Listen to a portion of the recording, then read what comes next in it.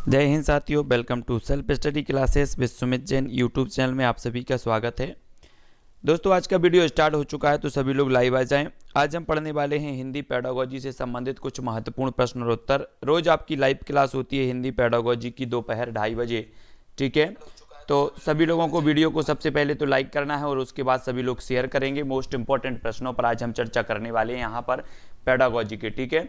और दोस्तों, जिनने भी अभी तक सब्सक्राइब नहीं किया है वो सब्सक्राइब कर लेना, बेल आइकन को भी दबाना है और बेल आइकन को दबाते वक्त ऑल पर क्लिक करना है, जिससे ऑल वीडियो की इन्फॉर्मेशन आप तक पहुंचेगी, है ना। और स्टार्ट करने वाले हैं आज का वीडियो। जो भी साथी अभी तक टेलीग्राम ग्रुप से नहीं जुड़ पाए हैं वो टेलीग्राम ग्रुप से जुड़ना है। टेलीग्राम ग्रुप से जुड़ने के लिए आपको सर्च करना है IAS स्टडी ट्रैक और ज्वाइन हो जाना है, ठीक है। सभी को आवाज़ करेक्ट आ रही है? सभी को बिल्कुल स्टार्ट करें टेस्ट। सभी लोग तैयार हैं तो स्टार्ट करते हैं आज का ये टेस्ट। सभी को उत्तर देना है और सभी को अपने अपने जो प्रश्न है उनका आकलन करते जाना है, ठीक है, कि आपने कितने प्रश्न सही किए हैं। लास्ट में आप नंबर भी बताएंगे सभी लोग, और जिसकी भी जो शंका होगी, जो भी आपको लगता है डाउट होगा, वो आपका लास्ट में क्लियर किया जाएगा, ठीक है। हाँ, तो आज का हमारा पहला प्रश्न है दोस्तों, पियाजे के अनुसार भाषा अन्य संज्ञानात्मक तंत्रों की भांति परिवेश के साथ खालिस्तान के माध्यम से ही विकसित होती है। तब 4 विकल्प हैं, अंतःक्रिया, सामंजस्य, अलगाव या फिर टकराव। तो सभी लोग उत्तर बताएंगे और 4 विकल्पों में से A, B, C, D सभी को आंसर बताना है। तब आपका आंसर क्या हो जाएगा?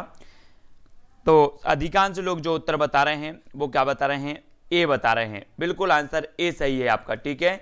A जिन्होंने भी बताया है वो अपना 1 नंबर प्लस कर लेंगे, ठीक है। सभी लोग अपना अपना नंबर जोड़ते जाना ईमानदारी से। पियाजे के अनुसार भाषा अन्य संज्ञानात्मक तंत्रों की भांति परिवेश साथ अंतःक्रिया के साथ माध्यम ही विकसित होती है। तब आपको बताना है व्याकरण शिक्षण की वह पद्धति अपेक्षाकृत अधिक उचित है जिसमें बच्चे नियमों को कंठस्थ कर लेते हैं, बच्चे उदाहरणों से नियमों की ओर जाते हैं, बच्चे नियमों से उदाहरणों की ओर जाते हैं या बच्चे सूत्र का प्रयोग करते हैं। तो प्रश्न क्रमांक 2 का हमें उत्तर बताना है। सभी के लिए जय हिंद, सभी के लिए गुड आफ्टरनून, ठीक है। सभी लोग आंसर बताएंगे। अब व्याकरण शिक्षण की वह पद्धति अपेक्षाकृत अधिक उचित है जिसमें बच्चे क्या करते हैं, सभी को आंसर बहुत अच्छे से बताना है।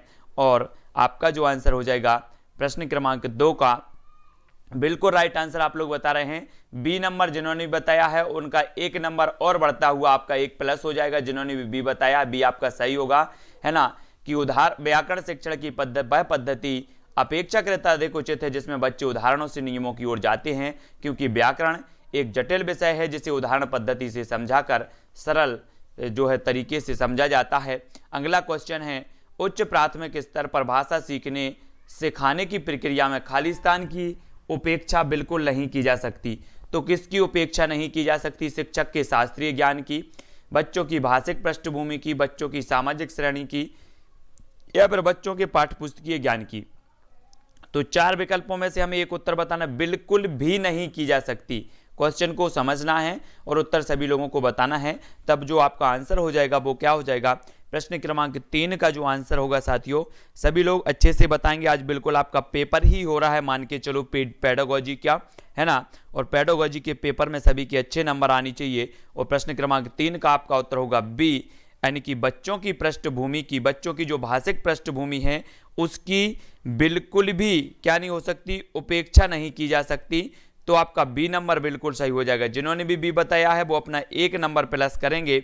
उच्च प्राथमिक स्तर पर भाषा सीखने सिखाने की प्रक्रिया में बच्चों की भाषिक पृष्ठभूमि की अपेक्षा जो है बिल्कुल नहीं की जा सकती, उपेक्षा, है ना। तब आपको प्रश्न क्रमांक 4 बताना है, मोना अक्सर लिखते समय शब्दों के अक्षरों को छोड़ देती है, जैसे पड़ती को पति, अभिनव को अनव लिखना इसका सबसे उपयुक्त कारण हो सकता है। तो क्या हो सकता है? उसे लिखना रुचिकर नहीं लगता, उसके विचार और लिखने की गति में सामंजस्य ना हो, उसके विचारों में स्पष्टता ना हो, या फिर उसे मात्राओं का ज्ञान ना हो। तो प्रश्न क्रमांक 4 का उत्तर अच्छे से पढ़ना है और फिर उत्तर बताना है। तो उत्तर क्या होगा? सभी लोग बताएंगे।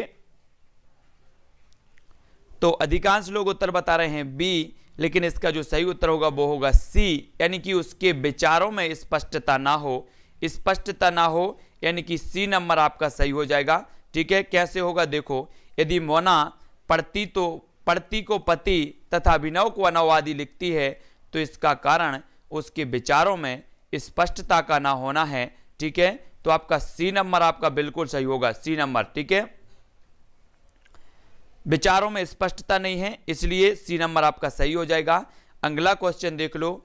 रूपा बड़े समूह के सामने अपनी बात कहते समय अटकती है ना। एक शिक्षक के रूप में आप उसकी सहायता कैसे करेंगे, हमें बताना है। प्रारंभ में छोटे समूह में बात करने के भरपूर अवसर देंगे या फिर उसे बार बार समझाएंगे कि बड़े समूह में किस तरह बोला जाता है, या उसमें बलपूर्वक आत्मविश्वास उत्पन्न करेंगे, या उसे हमेशा समूह के सामने बोलने के लिए कहेंगे। तो प्रश्न को अच्छे से समझना है और फिर उत्तर लगाना है कि रूपा बड़े समूह के सामने अपनी बात कहते समय क्या करती है, अटकती है। एक शिक्षक के रूप में आप उसकी सहायता कैसे करेंगे, तब आपका जो आंसर होगा वो क्या होगा। तो समझ के आंसर बता रहे हैं सभी लोग, बिल्कुल राइट आंसर बता रहे हैं। ए नंबर आपका बिल्कुल सही होगा। प्रारंभ में छोटे समूहों में बात करने के भरपूर अवसर देंगे, है ना। तो ए नंबर आपका बिल्कुल सही है। ए नंबर वाले अपना प्लस करेंगे। रूपा की दी गई समस्या के निराकरण के लिए उसे पहले छोटे समूह में बात करने के भरपूर अवसर देने होंगे, जो आगे चलकर उसे बड़े समूह में बोलने के लिए सहायक होंगे। तब अगला क्वेश्चन है कि अपनी कक्षा में समावेशी माहौल का निर्माण करने के लिए आप किस बात को सबसे अधिक महत्वपूर्ण मानते हैं। अधिक महत्वपूर्ण यहाँ पर किया गया है। तो विभिन्न प्रकार के दृश्य श्रव्य साधनों का सदैव अनिवार्य प्रयोग, स्वयं के बोलने की गति को बहुत धीमा रखना, सभी बच्चों से सभी भाषिक प्रकारों को समान रूप से संपादित करवाना, या फिर विभिन्न प्रकार के दृश्य श्रव्य साधनों का आवश्यकता अनुसार उचित प्रयोग। तो उत्तर क्या होगा प्रश्न क्रमांक 6 का। सभी लोगों को प्रश्न को समझना है फिर उत्तर बताना है। तो आपका जो प्रश्न 6 का उत्तर हो जाएगा, अधिकांश लोगों ने बिल्कुल आंसर सही बताया है कि डी नंबर आपका सही होगा, डी नंबर। ठीक है, विभिन्न प्रकार के दृश्य श्रव्य साधनों का आवश्यकता अनुसार उचित प्रयोग आपका सही हो जाएगा। ठीक है, कक्षा में समावेशी माहौल का निर्माण करने के लिए विभिन्न प्रकार के दृश्य श्रव्य साधनों का आवश्यकता अनुसार उचित प्रयोग आपका सही होगा। प्रश्न क्रमांक 7 का उत्तर बताना है। 8वीं कक्षा के बच्चों के भाषा आकलन के लिए आप किसे सबसे कम महत्वपूर्ण मानते हैं। कम महत्वपूर्ण बताना है। किसी कहानी को नाटक में रूपांतरित करना, साहित्यिक समारोहों का आयोजन करना, लिखित परीक्षाओं का आयोजन करना, या फिर किसी विषय पर अपने विचार प्रकट करना। भाषा आकलन के लिए आप किसे सबसे कम महत्वपूर्ण मानते हैं। सबसे कम महत्वपूर्ण यहाँ पर है, महत्वपूर्ण तो पूरे हैं लेकिन सबसे महत्वपूर्ण कम महत्वपूर्ण कौन सा है, तब आपका आंसर क्या होगा। भाषा आकलन के लिए, तो भाषा आकलन के लिए आपका जो उत्तर हो जाएगा वो क्या हो जाएगा। हमें भाषा आकलन के लिए बताना है, यहाँ पर उत्तर को प्रश्न को समझना है फिर उत्तर बताना है। अधिकांश लोगों ने सी बता दिया लेकिन इसका उत्तर है बी, साहित्यिक समारोहों का आयोजन। ये भाषा आकलन के लिए सबसे कम महत्वपूर्ण है, यानी कि जो बी नंबर है वो आपका सही होगा। जिन्होंने भी बी बताया है उनका आंसर बिल्कुल सही है। 1 नंबर अपने स्कोर में प्लस करेंगे वो। ठीक है, दी गई अन्य बातों की अपेक्षा साहित्यिक समारोह का आयोजन करना सबसे कम महत्वपूर्ण होगा। सतीश 7वीं कक्षा का विद्यार्थी है। वह निबंध लिखते समय कुंजी या गाइड से रटी हुई भाषा का प्रयोग करता है। इसके कारणों में सबसे कमजोर कारण हो सकता है तो कौन हो सकता है। उसकी लिखित भाषा में पकड़ नहीं है, उसमें विचार करने का सामर्थ्य नहीं है, सृजनात्मक लेखन की शिक्षण पद्धति उचित नहीं है, या और उसकी मौखिक भाषा बेहद कमजोर है। तो सबसे कमजोर कारण कौन सा होगा। प्रश्न को अच्छे से समझना है कि जो है निबंध या गाइड का प्रयोग करता है वह, तो इसके कारणों में सबसे कमजोर कारण कौन सा हो सकता है। देखो, उसकी लिखित भाषा पर पकड़ नहीं है, ये तो बिल्कुल सही है, ये तो महत्वपूर्ण है। उसमें विचार करने का सामर्थ्य नहीं है, बिल्कुल सही है। सृजनात्मक लेखन की शिक्षण पद्धति उचित नहीं है, बिल्कुल सही है। उसकी मौखिक भाषा बेहद कमजोर है, ये वाला आपका सबसे कमजोर पक्ष है, यानी कि डी नंबर आपका सही हो जाएगा। ठीक है, ये थोड़ा सा कमजोर आपका हो जाएगा। हैं पूरे महत्वपूर्ण है ना, लेकिन आपका डी नंबर जो है वो आपका सबसे कमजोर होगा। ठीक है, बहुत बढ़िया। डी नंबर जिन्होंने बताया है वो 1 नंबर अपना प्लस करेंगे। सतीश की मौखिक भाषा बेहद कमजोर होना दिए गए कारणों में सबसे कमजोर कारण हो सकता है। अगला क्वेश्चन है, उच्च प्राथमिक स्तर पर हिंदी भाषा शिक्षण का एक सर्वाधिक महत्वपूर्ण उद्देश्य क्या होता? उच्च माध्यमिक स्तर पर, है ना, बच्चों में कहानियों को शब्दशः दोहराने की क्षमता का विकास करना, बच्चों को व्याकरण के नियमों को कंठस्थ करवाना, बच्चों को पाठों के अंत में दिए गए उदाहरणों का अभ्यास करवाना, या फिर बच्चों में समझ के साथ पढ़ने और लिखने की क्षमता का विकास करना। तो सभी लोग उत्तर बताएंगे। 4 विकल्प हैं और 4 में से प्रश्न पूछा गया है कि उच्च माध्यमिक स्तर पर हिंदी भाषा शिक्षण का एक सर्वाधिक महत्वपूर्ण जो उद्देश्य है वो कौन सा है? तो महत्वपूर्ण उद्देश्य अधिकांश लोगों ने जो बताया है, क्या बताया है? तो इसका उत्तर है डी, यानी कि बच्चों में समझ के साथ पढ़ने और लिखने की क्षमता का विकास करना। ये डी नंबर आपका उच्च स्तर पर, उच्च प्राथमिक स्तर पर हिंदी भाषा शिक्षण का सर्वाधिक महत्वपूर्ण उद्देश्य होगा। तो डी जिन्होंने भी बताया है उनका आंसर बिल्कुल राइट होगा। ठीक है, वो अपने स्कोर में +1 नंबर करेंगे। ठीक है, हाँ, पोर्टफोलियो क्या है सभी को बताना है। बच्चों की क्रमिक प्रगति की जानकारी देता है, बच्चों की हर प्रकार की प्रगति का पूर्ण लेखा जोखा है, बच्चों के अभिभावकों को पूर्ण जानकारी देता है, या बच्चों के आकलन का सबसे सरल तरीका है। तो पोर्टफोलियो क्या है सभी लोगों को बताना है। 4 विकल्प है, 4 में से एक आंसर हमें बताना है। सभी लोग अच्छे से उत्तर बताएंगे पोर्टफोलियो के बारे में, और इसका जो आपका आंसर हो जाएगा प्रश्न क्रमांक 10 का, साथियों ए आंसर होगा ए, यानी कि बच्चों की क्रमिक प्रगति की जानकारी देता है। बच्चों की क्रमिक, है ना, क्रम से इसकी प्रगति की जानकारी देता है ये पोर्टफोलियो। ठीक है, यानी कि विकल्प नंबर जो आपका ए है वो राइट आंसर होगा। ए जिन्होंने भी बताया उनका आंसर बिल्कुल सही है ना। पोर्टफोलियो बच्चों की क्रमिक प्रगति की जानकारी देता है, इसलिए ए नंबर जिन्होंने बताया है वो अपना 1 नंबर प्लस कर लेंगे। ठीक है, भारत की राजभाषा क्या है? हिंदी, अंग्रेजी, उर्दू या फिर तमिल? तो 11 का उत्तर सभी लोग बताएंगे। सभी को आंसर बताना है कि भारत की जो राजभाषा है वो कौन सी है। तो सभी लोगों को बताना है। देखो, बिल्कुल राइट आंसर, यानी कि जो भारत की राजभाषा है वो हिंदी भी है और अंग्रेजी भी राजभाषा है ना। ये दोनों ही हैं, लेकिन हिंदी आपकी जो है राजभाषा मानी जाएगी यहाँ पर, अंग्रेजी भी राजभाषा है, ऐसी बात नहीं है। तो अंग्रेजी भी है, जिसे सबसे पहले 15 वर्षों के लिए रखा गया था संविधान की राजभाषा के रूप में, है ना, और जो है फिर उसका कार्यकाल आगे बढ़ा दिया गया।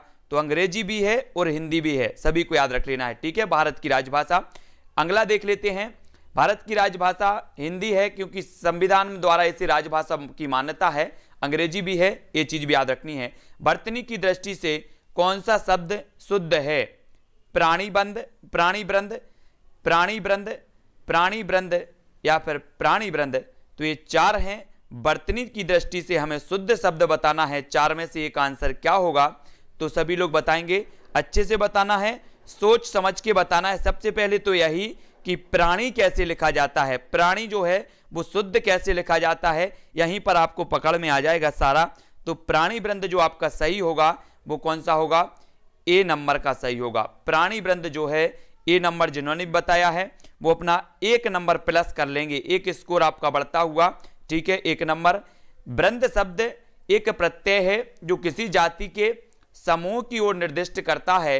प्राणी के साथ वृंद लगने पर प्राणी वृंद बनता है, यानी ए नंबर आपका बिल्कुल सही हो जाएगा। ठीक है, ए जिन्होंने भी लगाया उनका आंसर बिल्कुल सही है।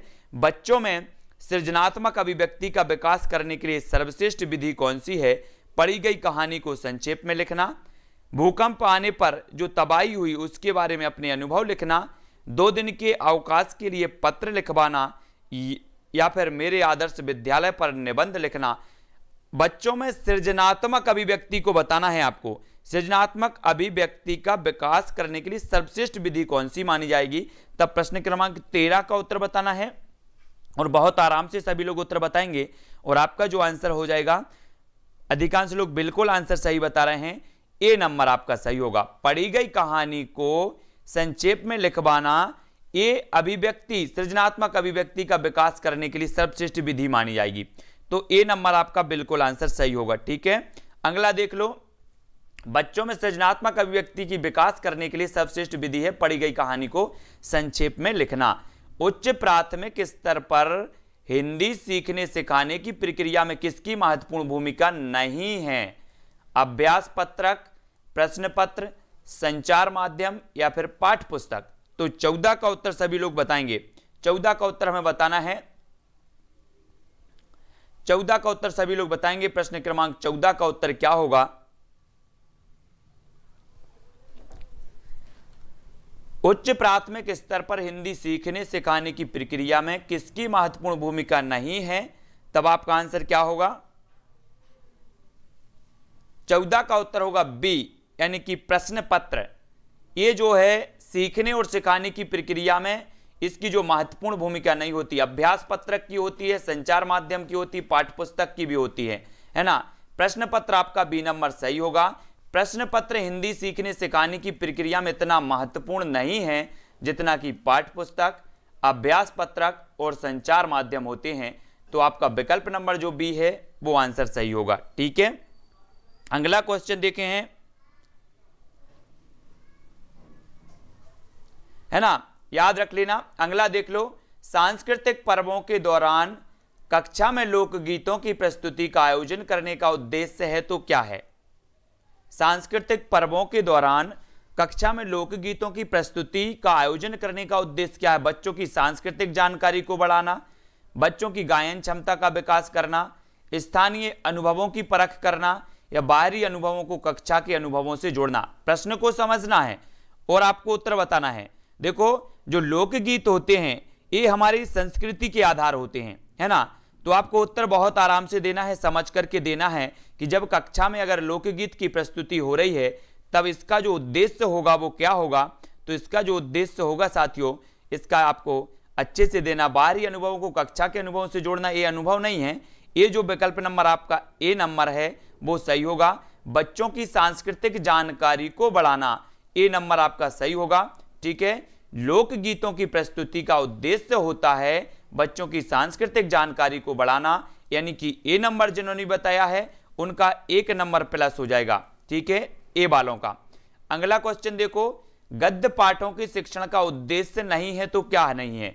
आपने गद्य विधा पढ़ी होगी हिंदी में, गद्य विधा और पद्य विधा, है ना, ये विधाएं होती हैं। और गद्य पाठों के शिक्षण का उद्देश्य नहीं है तो क्या नहीं है? समृद्ध भाषा प्रयोगों के उदाहरण प्रस्तुत करना, समस्त गद्य विधाओं का पूर्ण ज्ञान देना, भाषा संरचना की समझ बढ़ाना या फिर विभिन्न प्रकार की भाषिक प्रयुक्तियों का परिचय देना। तो सभी लोग बताएंगे। हाँ, देख लिया सबने, तो सभी लोग ईमानदारी से बताएंगे, लेकिन कोई दिक्कत वाली बात नहीं है। गद्य पाठों के शिक्षण का उद्देश्य नहीं है तो क्या नहीं है?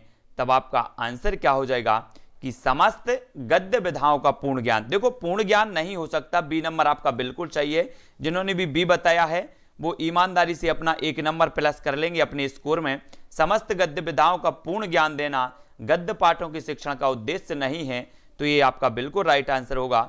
अगला देख लो, भाषा अर्जन और भाषा अधिगम में अंतर का आधार नहीं है तो क्या नहीं है? भाषा अर्जन और भाषा अधिगम में अंतर का आधार नहीं है बताना है। सांस्कृतिकता, कुशलता, स्वाभाविकता या फिर सहजता, तो क्या नहीं है? सभी लोगों को प्रश्न को अच्छे से पढ़ना है, फिर समझना है। भाषा अर्जन और भाषा अधिगम में अंतर का आधार नहीं है तो क्या नहीं है? तब आपका जो आंसर हो जाएगा क्या होगा? सभी लोगों को अच्छे से देना है। देखो, यहां पर कुशलता तो है आपका, स्वाभाविकता भी है, सहजता भी है, लेकिन भाषा अर्जन और भाषा अधिगम में जो अंतर का आधार नहीं है वो सांस्कृतिकता नहीं है, यानी विकल्प नंबर जो ए होगा वो आपका सही होगा। ए नंबर जिन्होंने बताया है उनका आंसर बिल्कुल सही होगा। ठीक है, कुशलता है, स्वाभाविकता भी है, सहजता भी है, लेकिन ये सांस्कृतिकता, इसमें अंतर का आधार नहीं होगा। ए नंबर आपका बिल्कुल राइट आंसर होगा। अगला क्वेश्चन देखो, समृद्ध बाल साहित्य का सबसे महत्वपूर्ण उद्देश्य है तो क्या है? नैतिक मूल्यों का विकास, भाषा संरचना का विकास, कल्पना शक्ति का विकास या सृजनात्मक भाषा प्रयोग का विकास। तो समृद्ध बाल साहित्य का सबसे महत्वपूर्ण उद्देश्य क्या है? 4 विकल्प हैं, 4 में से एक आंसर बताना है। सभी लोग बताएंगे एक आंसर, उत्तर क्या होगा। लास्ट में सभी को अपना अपना स्कोर बताना है। आपका आंसर हो जाएगा प्रश्न क्रमांक 18 का बी, भाषा संरचना का विकास। समृद्ध बाल साहित्य का सबसे महत्वपूर्ण उद्देश्य है, तो वो क्या है? भाषा संरचना का विकास, यानी बी नंबर आपका सही हो जाएगा। बी नंबर, जिन्होंने भी बी बताया है वो बिल्कुल सही होगा।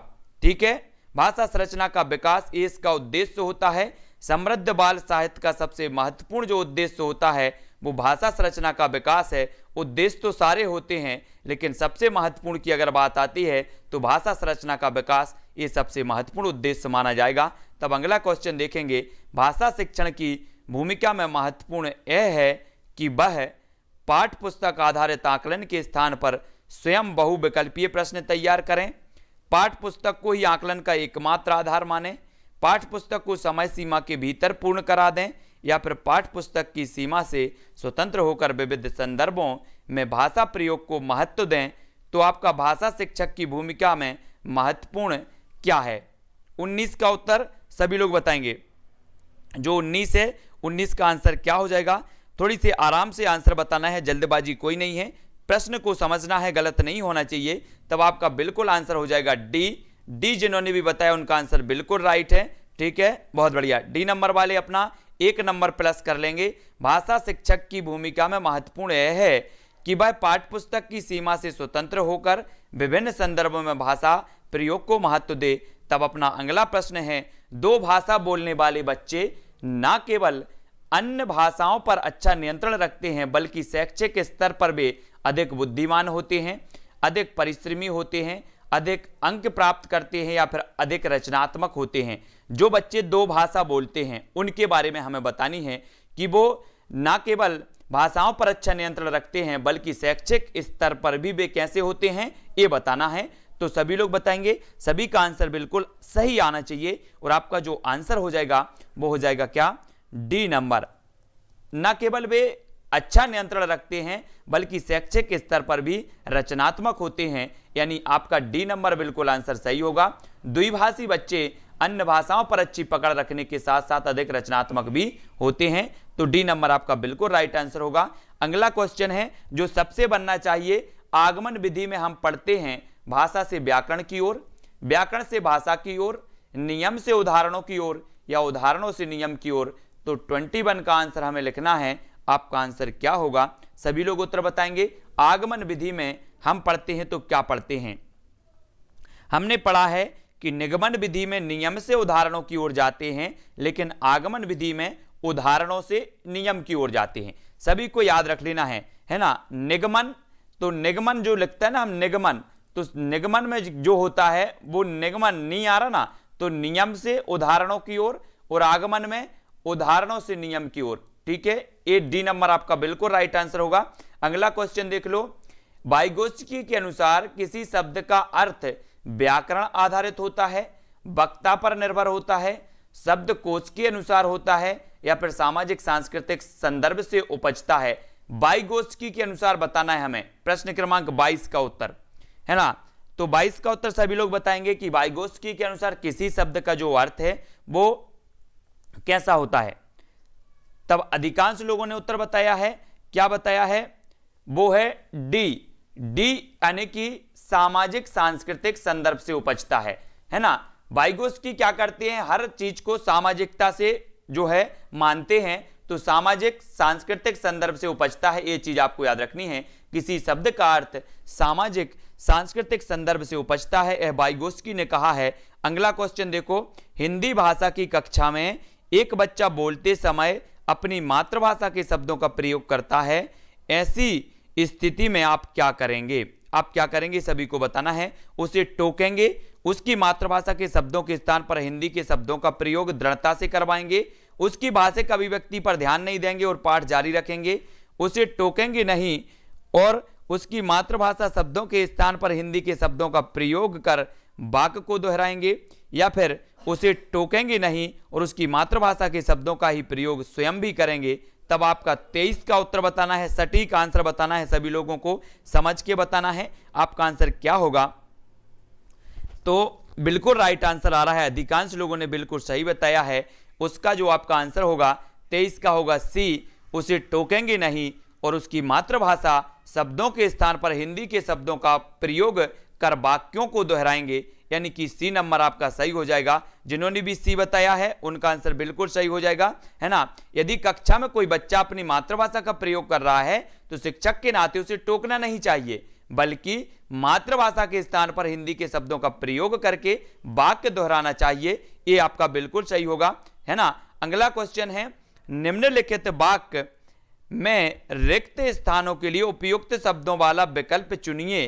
खालिस्तान में बोली जाने वाली खालिस्तान के बीच और पड़ोसी की भाषाओं तथा खालिस्तान में प्रयुक्त की जाने वाली भाषा के बीच के फासले को काटने का भरपूर प्रयास किया जाना चाहिए। तब हमें भरना है विकल्प को, ठीक है। कैसे भरना है? घर में बोली जाने वाली, या फिर समुदाय में बोली जाने वाली, स्कूल में बोली जाने वाली, या फिर घर में। तो इस प्रकार से थोड़ा सा आप टाइम लेकर के उत्तर बताना है, ठीक है। कोई जल्दबाजी नहीं है, बिल्कुल आराम से रिक्त स्थानों को भरना है। तो आपका 24 का जो आंसर हो जाएगा, जो अधिकांश लोग उत्तर बता रहे हैं, बहुत बढ़िया आंसर आपका बिल्कुल सही होगा ए नंबर। ए जिन्होंने बताया है उनका आंसर बिल्कुल सही है कि घर में बोली जाने वाली समुदाय के बीच और पड़ोसी की जो है तथा पाठ्य पुस्तक में प्रयुक्त की जाने वाली भाषा के बीच के फासले को काटने का भरपूर प्रयास किया जाना चाहिए। तो ए नंबर आपका सही हो जाएगा। जिन्होंने भी ए बताया है वो अपना 1 नंबर प्लस कर लेंगे। भाषा का पोर्टफोलियो हो सकता है तो क्या हो सकता है? 25 का उत्तर बताना है। अभी हमने पोर्टफोलियो के बारे में पढ़ा था कि पोर्टफोलियो क्या है। हमने पढ़ा था कि क्रमिक प्रगति का ज्ञान, क्रमिक प्रगति का ज्ञान जो हमें देता है वो पोर्टफोलियो है। अब आपको बताना है कि भाषा का पोर्टफोलियो क्या हो सकता है। प्रपत्रों का आकर्षक संग्रह, परियोजना कार्यों का संगठित संग्रह, प्रश्नानुसार लिखित उत्तरों का संग्रह, प्रपत्रों का संगठित और क्रमबद्ध संग्रह। तब आपको 4 विकल्प हैं और 4 में से आपको उत्तर बताना है। किसी भी भाई का गलत आंसर नहीं आना चाहिए, सभी का आंसर सही आना चाहिए, क्योंकि एक बार हम पढ़ भी चुके हैं इसको। तो उत्तर आपका क्या हो जाएगा? विकल्प नंबर जो आपका डी है कि प्रपत्रों का संगठित और क्रमबद्ध संग्रह, ये जो है भाषा का पोर्टफोलियो हो सकता है। तो डी नंबर आपका बिल्कुल सही है। डी जिन्होंने बताया है वो 1 नंबर अपने स्कोर में प्लेस कर लेंगे, ठीक है। अगला क्वेश्चन देखो, आकलन एक सतत प्रक्रिया है, इसका प्राथमिक उद्देश्य है तो क्या है? सभी लोग बताएंगे। प्रविधि, पाठ्य पुस्तक, शिक्षा कोर्स, विद्यार्थी में सुधार का अवलोकन, प्रविधि, सामग्री, शिक्षक और कक्षा कार्य निष्पादन में सुधार की प्रतिपुष्टि, विषय वस्तु, शिक्षण पाठ्य सामग्री और प्रशिक्षण में सुधार की प्रतिपुष्टि, या फिर विषय वस्तु, पाठ्य पुस्तक, शिक्षक और कक्षा में सुधार का समर्थन। तो सभी लोग बताएंगे। 4 विकल्प हैं, 4 में से एक उत्तर हमें बताना है। जिसका जो भी डाउट होता है वो कक्षा के अपनी बाद में आपको 5 मिनट दिए जाते हैं, उस संबंध में आप जो भी अपने विचार प्रेषित करना चाहते, जो भी बोलना चाहते वो बता सकते हैं, ठीक है। और सभी के नाम भी 5 मिनट में लिए जाते हैं। तो 26 का आंसर क्या हो जाएगा? 26 का जो अधिकांश लोग आंसर बता रहे हैं वो आपका ए नंबर सही होगा। प्रविधि, पाठ्य पुस्तक, शिक्षक और विद्यार्थी में सुधार का अवलोकन, ये आकलन एक सतत प्रक्रिया है, इसका प्राथमिक उद्देश्य होता है। ए नंबर जिन्होंने बताया है उनका आंसर बिल्कुल सही होगा, ए नंबर, है ना।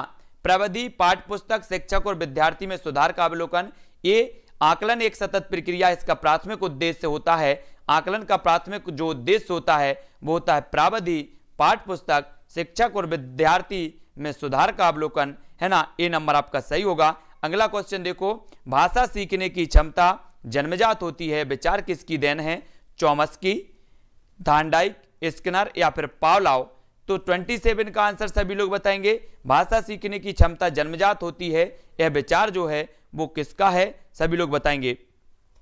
तो आंसर आपका गलत नहीं होनी चाहिए। सभी को पता है कि जो भाषा विकास का सिद्धांत दिया है वो चॉम्स्की साहब ने दिया है, और भाषा सीखने की क्षमता जन्मजात होती है ये कहा है तो चॉम्स्की साहब ने कहा है। ए नंबर आपका बिल्कुल राइट आंसर होगा। ए नंबर जिन्होंने बताया है उनका आंसर यहां पर 1 नंबर प्लस हो जाएगा, ठीक है। भाषा सीखने की क्षमता जन्मजात होती है, यह कथन चॉम्स्की साहब का है, ठीक है। बहुत बढ़िया आंसर आ रहा है। भाषा का मुख्य कौशल कौन सा है? लिखना, पढ़ना, बोलना या फिर सभी? 28 का आंसर बताना है। सरल है तो आंसर सभी का आना चाहिए। क्या हो जाएगा भाषा का मुख्य कौशल? तो 4 विकल्पों में से सबने पढ़ा है कि सुनना, बोलना, पढ़ना और फिर लिखना, ये भाषा का क्रमबद्ध, भाषा कौशल का क्रमबद्ध है। और जो आपका विकल्प नंबर डी है वो आपका बिल्कुल सही हो जाएगा। भाषा का मुख्य जो कौशल है वो सारे के सारे कौशल मुख्य कौशल माने जाते हैं। सभी लोगों को वीडियो को लाइक जरूर कर लेना है। रोज 2:30 बजे आपकी क्लास होती है शिक्षा शास्त्र की। आप सीटीटी पढ़ रहे हैं या फिर वर्ग 3 पढ़ रहे हैं तो यहां पर आपको 2:30 बजे रोज क्लास मिलेगी काय की शिक्षा शास्त्र की, जिसमें हम आपको अभ्यास करवाते हैं, है ना। योजना शिक्षण विधि के प्रवर्तक कौन है? योजना शिक्षण विधि आपको बताना है, जिसे कि ह्यूरिस्टिक विधि भी कहा जाता है। सभी लोग बताना है, ठीक है। सभी लोग लाइक जरूर करेंगे। जॉन डीबी या फिर WH किलपैट्रिक, डाल्टन या फिर अरस्तु, तो योजना शिक्षण विधि के जो प्रवर्तक माने जाते हैं वो कौन माने जाते हैं? तब अधिकांश लोगों ने बिल्कुल आंसर सही बताया है। सभी लोगों को लाइक जरूर करना है। शाम को 6:30 बजे आपकी पर्यावरण की क्लास होती है, उस क्लास से भी आप जुड़ सकते हो। 7:15 पर बाल विकास की क्लास होती है और रात्रि 10:10 पर आपकी होती है हिंदी की क्लास, तो आप जुड़ सकते हैं। योजना शिक्षण प्रविधि के जो प्रवर्तक हैं वो किलपैट्रिक महोदय माने जाते हैं, है ना। शिक्षण विधि WH किलपैट्रिक की है, ठीक है। इसे ह्यूरिस्टिक विधि भी माना जाता है ना। भाषाई कौशलों तथा सुनना, बोलना, पढ़ना एवं लिखना का विकास किस कक्षा तक पूर्ण हो जाना चाहिए? तो किस कक्षा तक पूर्ण हो जाना चाहिए? प्रश्न क्रमांक 30 का उत्तर हमें बताना है। कक्षा 2, कक्षा 3, कक्षा 5 या फिर कक्षा 8? तब आपका आंसर क्या होगा? भाषाई कौशलों तथा सुनना, बोलना, पढ़ना और लिखना, ये इनका बिल्कुल क्रम है। सबसे बालक पहले सुनना सीखता है, फिर बोलता है, फिर पढ़ने लगता है और अंत में लिखने लगता है। क्रम भी पूछा जाता है कि भाषाई कौशल का सही क्रम क्या है, तब आपको ये चीज भी पता होनी चाहिए। और कक्षा 5 तक यानी कि जो कौशलों का विकास है वो पूर्ण हो जाना चाहिए, यानी कि सी नंबर आपका बिल्कुल सही है। जिन्होंने भी सी बताया है वो अपने स्कोर में +1 कर लेंगे, आपका 1+ स्कोर हो जाएगा, ठीक है। हाँ, बहुत बढ़िया। तो आज हमने 30 प्रश्नों पर यहां पर चर्चा की है। पेडागोजी की प्लेलिस्ट बनी है, प्लेलिस्ट में जाकर के आप देख सकते हो, ठीक है। पर्यावरण के लगभग 80 वीडियो मैंने डाल दिए हैं, वो भी आप देखकर प्लेलिस्ट में जाएंगे। 80 वीडियो आपके लिए उपलब्ध हैं पर्यावरण में। बाल विकास के लगभग 47 वीडियो हैं प्लेलिस्ट में, है ना। मैथ की आपकी पेडागोजी के 10 वीडियो हैं, वो भी आप देख सकते हैं। पर्यावरण की पेडागोजी के वीडियो हैं और हिंदी की पेडागोजी के वीडियो हैं। ये सारे के सारे वीडियो आप लोगों को देखना है प्लेलिस्ट में जाकर के, ठीक है। और चौरसिया विवेक जी के 23 में से 22 आए हैं, ब्रजेंद्र के 30 में से 25, है ना। दीपाली जी, अतुल यादव जी, भावना पांडे जी के 27 आए हैं, बहुत बढ़िया, है ना। अमर जी के 25 और गायत्री, है ना। अतुल जी बहुत बढ़िया, अंजना जी, मधुराज जी, है ना, और नीरज जी और ब्रजभूषण जी के 21 आए हैं 25 से, बहुत बढ़िया। मनीषा जी के 27 आए हैं, है ना। प्लेलिस्ट आपको यहीं पर सेल्फ स्टडी जो चैनल है उस पर क्लिक करो, चैनल खुलेगा, ऊपर प्लेलिस्ट का ऑप्शन आएगा, प्लेलिस्ट पर क्लिक करना, प्लेलिस्ट आपको मिल जाएगी। ऋचा प्रजापति जी 13 से 11, रचना यादव जी बहुत बढ़िया, है ना। पुष्पेंद्र जी, रितेश साहू जी और बहुत बढ़िया, कृष्णा जी, अजय जी और स्मृता जी, पुष्पेंद्र जी के 30 से 28 हैं, रोहित जी के 17 हैं 21 से, है ना। अंजिरा कॉलेज टेलीग्राम ग्रुप है अपना, IAS स्टडी ट्रिक, है ना। मंगल जी, अतुल जी, विनोद जी 27 हैं इनके, है ना। नीरज जी के भी 27 हैं, सुरेंद्र जी की, गायत्री जी के, है ना। पूजा जी 30, बहुत बढ़िया, अजय जी और पूजा केसरी जी बहुत बढ़िया, है ना। भास्कर गोस्वामी जी, सभी लोगों को वीडियो को लाइक करना है। शाम को 6:30 बजे पर्यावरण की क्लास होती है, पूजा केसरी जी, तो पर्यावरण की क्लास में आप लोग जुड़ सकते हैं। 10 मोहम्मद खान ने 10 अटेंड किए हैं, है ना, ठीक है, बहुत बढ़िया। उत्तर 6 सही बताएं, बहुत बढ़िया। तो रोज 2:30 बजे क्लास होती है, आप लोग ध्यान रखा करें, ठीक है, हैं, बहुत बढ़िया। ऋचा प्रजापति जी, पूजा जी शाम को अपना ऐसे ही टेस्ट होता है पर्यावरण का। जो भी पर्यावरण पढ़ना चाहते हैं वो पढ़ सकते हैं। प्ले लिस्ट में पर्यावरण का लगभग कंप्लीट कोर्स आपका 80 वीडियो के माध्यम से प्ले लिस्ट में उपलब्ध है। पर्यावरण पढ़ सकते हैं। विभिन्न टेस्ट हैं, विस्तृत भी अध्ययन करवाया है और टेस्ट भी आपको दिए हैं। तो पर्यावरण, जो भी पर्यावरण पढ़ना चाहते हैं वो प्ले लिस्ट में जाके देखेंगे। बाल विकास जो पढ़ना चाहते हैं वो भी देखेंगे। बाल विकास विस्तृत भी है और बाल विकास आपका जो है टेस्ट भी है। हिंदी पेडागोजी विस्तृत मैंने पूरी करवा दी है, तो विस्तृत अध्ययन भी आप कर सकते हैं। सुरेंद्र धाकड़ जी, गायत्री जी, है ना, और समता जैन जी, अंजिरा कॉलेज जी, बहुत बढ़िया। सभी को धन्यवाद। सभी लोग वीडियो को लाइक करेंगे, सभी को शेयर भी करना है ना, और अपनी चैनल को सब्सक्राइब भी कर लेना है। जो भी टेलीग्राम ग्रुप से जुड़ना चाहते हैं वो टेलीग्राम ग्रुप में जुड़ जाएंगे। पीडीएफ टेलीग्राम में अब हम सेंड कर देंगे, ठीक है, बहुत बढ़िया। पीडीएफ हैं, बहुत सारी पीडीएफ मैंने सेंड की हैं, वो है ना, और बहुत बढ़िया। अर्णव जी, समता जी, भास्कर जी, अतुल यादव जी, सभी को धन्यवाद। ऋचा प्रजापति जी, बहुत बढ़िया, लाइक कर दिया सभी ने। अब आज के वीडियो के लिए बस इतना ही। नेक्स्ट वीडियो आपको मिलेगा आपका एमपी टेट वर्ग 3 सीटीईटी से संबंधित शाम को 6:30 बजे, ठीक है, बहुत बढ़िया। नीरज द्विवेदी जी, पूजा केसरी जी, धन्यवाद। राम जी और लीना कोस्टा जी, सभी को धन्यवाद। आज के वीडियो के लिए बस इतना ही। भावना पांडे जी, जय हिंद।